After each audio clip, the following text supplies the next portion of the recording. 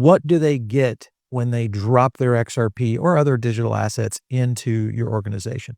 We actually don't take we take possession of your assets. They move them into custody, but they are still their assets. So that's been a pretty big piece for me. So maybe a little context and background about my journey would be helpful. So I made a bunch of money in digital assets in 20 and 21, and then started consulting with some family offices, working with them to provide private client services. So things that you would think of for a normal multifamily office: estate planning, tax strategies, wealth management, wealth advisory, all of those things kind of culminating in a one-stop shop for somebody that makes a substantial amount of wealth in digital assets.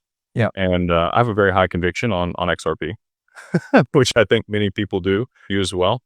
And so I consolidated my position in early 21, well, actually 22. And about the time I started getting on X and talking about a lot of the stuff that I was doing.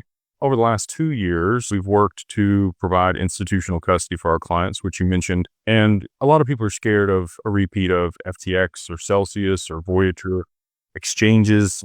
I allude to exchanges kind of like a public restroom. You get in there, do your business, and get out, right?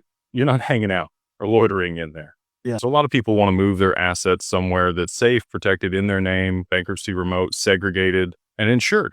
And so that's what we provide for people alongside the advisory. And then we have some really unique strategies to be able to actually generate returns on assets that don't have a native yield, like, Ethereum or Solana. You have ways that you can stake that and generate some returns. Whereas XRP, a lot of people have been waiting for Flare and some of these other opportunities to generate returns. And we've already done that. So we paid our first check to people out of our hedge fund.